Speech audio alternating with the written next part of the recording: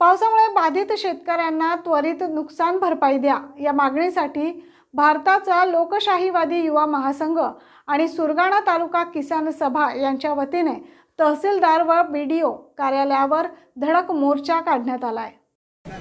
आज जो मोर्चा होता या मोर्चामध्ये ज्या तालुक्याच्या मागण्या होत्या त्याच्यामध्ये पावसाने जे काही नुकसान केलेलं आहे, सुरुवातीला पाऊस पडला नाही तेव्हा लोकांची रोपं मारली गेली आणि नंतर पाऊस पडला तर सडली गेली आणि ह्याच्यात शेतकऱ्यांचं फार मोठं नुकसान झालंय।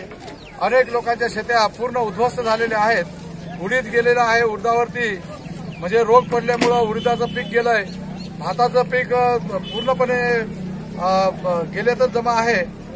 त्याचबरोबर भुईमूग, नागली ही पूर्णपणे त्याच्यावर रोग पडल्यामुळं ही पिकं नासून गेलेली आहेत।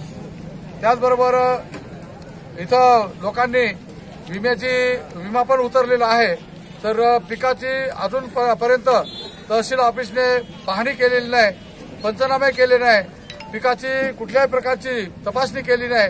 त्यामुळं इथं लोकांनी विमा पण पिकाचा पीक विमा उतरलेला आहे, नुकसान भरपाईची मागणी आहे, परंतु तहसील ऑफिस या बाबतीमध्ये झोपलेलं आहे, काहीच करायला तयार नाही आणि म्हणून हा मोर्चा होता। 9 न्यूज साठी प्रतिनिधी शामराव सोनवणे, सुरगाणा।